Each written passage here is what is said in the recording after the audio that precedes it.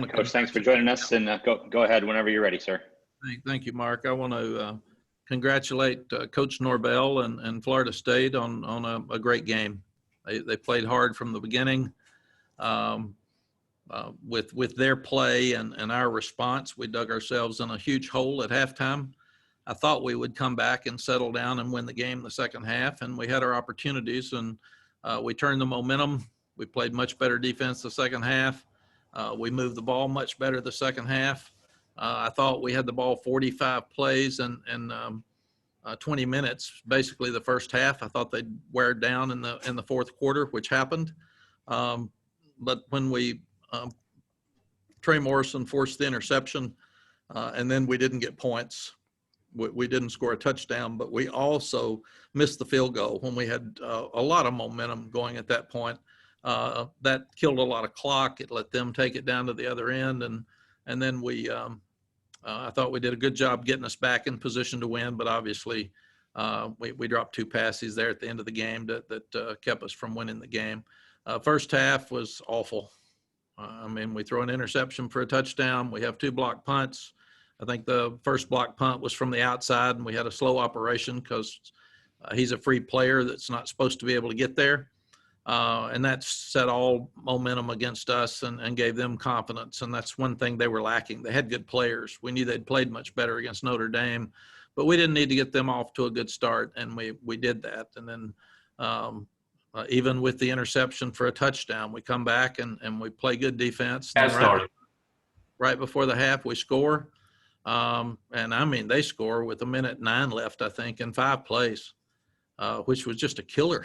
Again, I thought, good, we've got it down back to 21. We'll be able to get an easier second half. We'll do better. So when you'll ask me what happened, I don't know. If I knew, I would have stopped it.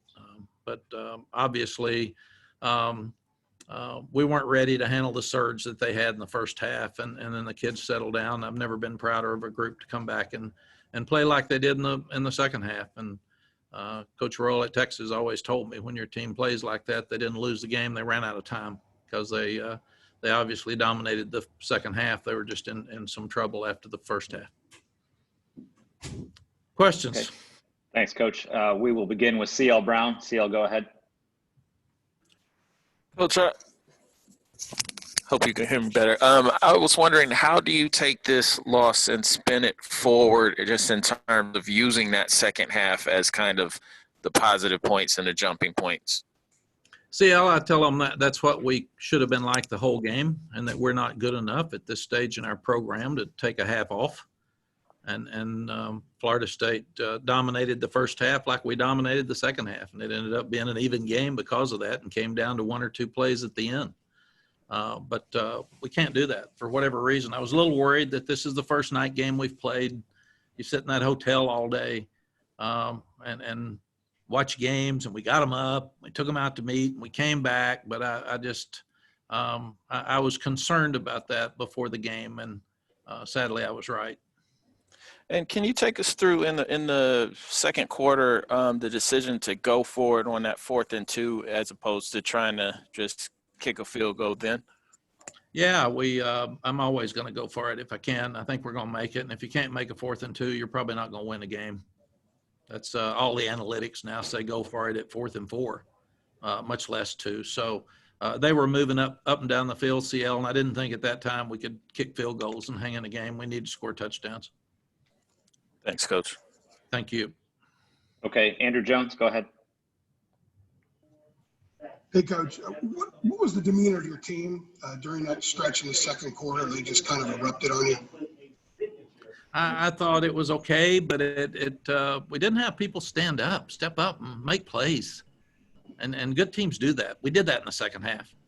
Time and time again, we did that in the second half. We didn't do it in the second quarter. And that's when the game got out of control. And like I said, I told them at halftime it was going to be maybe the largest comeback in North Carolina history. And I really felt that. And we're a play or 2 away from making that happen. Also, FSU came in with just 3 sacks in the season. I think they got to Sam 4 times tonight and had a lot of pressure. What was wrong with the pass protection in that stretch? Well, when we're one-dimensional, have to throw it every time. We're not great at pass protection. We know that. That's why we run the ball so much and have play action. And they've got very talented players, and they were blitzing some, and they knew they couldn't cover us, so they had to try to get Sam off his rhythm. So, but that's when we get one-dimensional against really good athletes, we're not as good. Thank you. Thank you. Kira Luck, go ahead, Kira. Hey, Coach. During the second half, you said that, or excuse me, at halftime, you said that the second half you would find this team's identity. What did you conclude in the second half as far as who this team is? They're great young people that have a tremendous amount of pride, and they were down at halftime, and a lot of teams at that point would have given up and just quit and gotten frustrated and started calling out each other. And nobody on that sideline was like that in the second half. Nobody was that way at halftime. Our coaches picked them up. Our players picked each other up, and they had a very positive attitude the second half. And that's who this team is. So we'll go back to work because we got an important game with State next week. All right, Gregory Hall, go ahead. Mac, what was Florida State doing that was making it so difficult to bring down Jordan Travis on those scrambles that he had?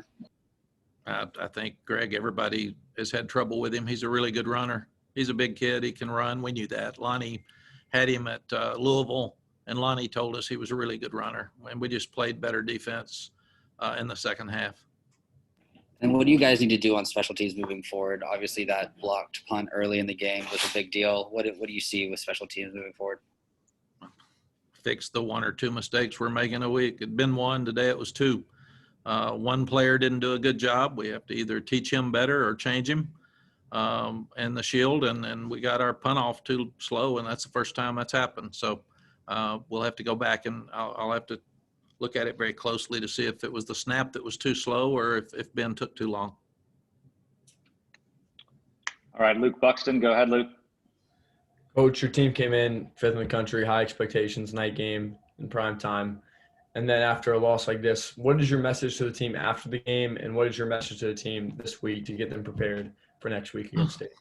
Luke, my message was that I apologize to them because obviously I didn't have us into it as early as we needed to. They took the punch to us, and we needed to jump on them. They were a team that wasn't playing with great confidence, and that was our advantage. They've got really good players, and we didn't do that, and that's on me. That's the head coach's responsibility. And then I bragged on them for the second half because I challenged them at halftime and said, you are what you're going to play like the second half as a team and the rest of the year, and they played as hard as they could possibly play the second half.